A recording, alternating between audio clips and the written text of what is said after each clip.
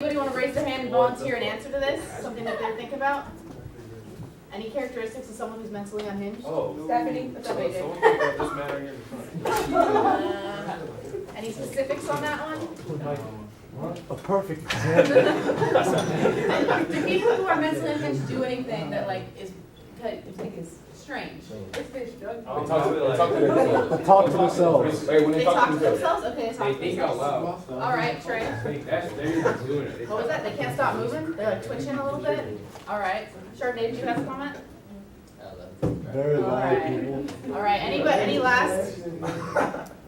This is right there. Anybody else want to shout? Is there anything like with their eyes sometimes? Like, Sorry, they got a problem with eye contact. They got eye contact. No, they have a problem with Eye contact. Maybe they'll have like a glazed look, or they won't look people in the eye.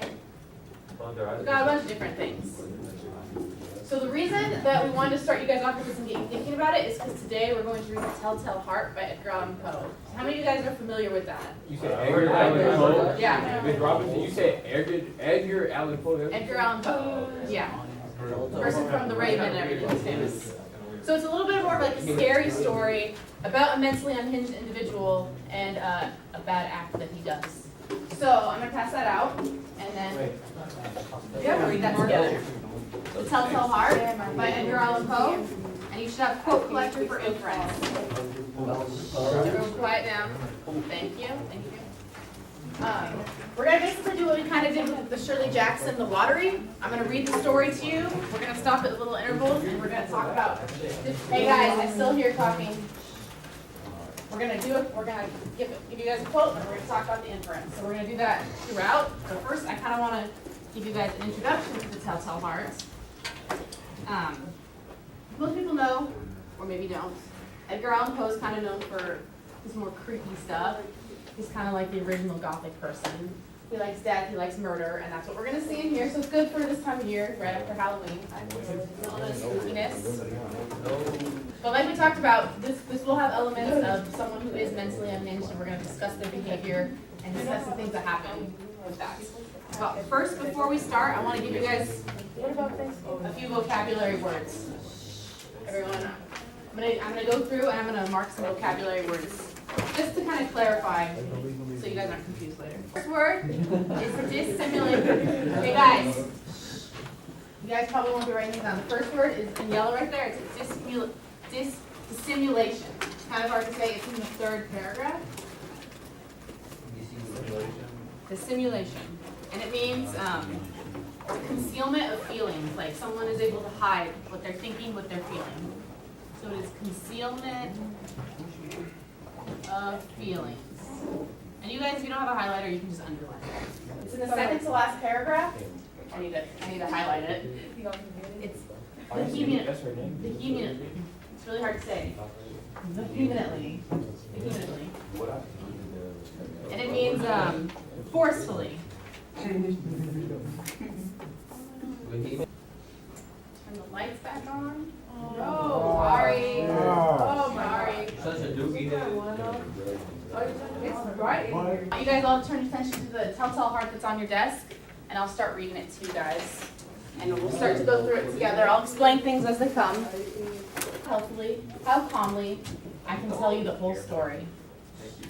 So we got, in just the first paragraph, I have my first quote that I want to use for an inference. And that is right here is, okay, I'll turn off the front lights.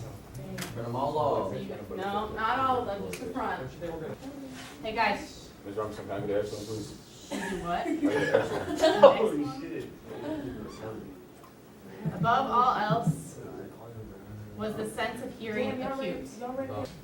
And this is at the very beginning of the story, and if you guys are even a little bit familiar with the story, hearing is a big part of what happened. Like the fact that his sense of hearing has been heightened is big foreshadowing. So what I'm going to put inference is hearing, one sec, I hear you guys. Hearing will be important to the plot, is the inference I can make.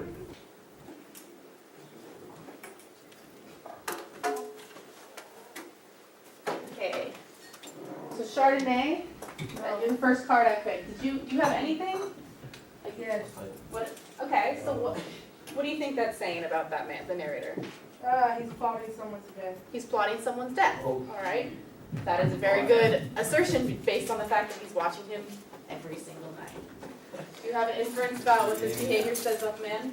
He's very interested in the person. He's very interested in the person. You don't typically watch people that you're not interested in, right? All right, he's clearly not in a correct state of mind. So let's continue reading and see what happens. Yeah, come on, bro. We're on, I think, the fourth paragraph of the first page. So, upon the 8th night. Upon the 8th night, I was more than usually cautious in opening the door. Louder, louder. I thought the heart must burst. And now a new anxiety seized me. The sound would trouble me no more. So what just happened, everyone? He killed the old man. And then he kept hearing the heartbeat as he was trying to kill it. It was getting louder and louder, going thump, thump, thump, thump, and he thought a neighbor could hear it. So once the old man was dead, he put his hand on the heart to make sure that he was really dead. It's this whole chunk. It says, like, I examined the corpse, guess he was stone dead, and then I placed my hand upon the heart and held it there many minutes. Placed my hand.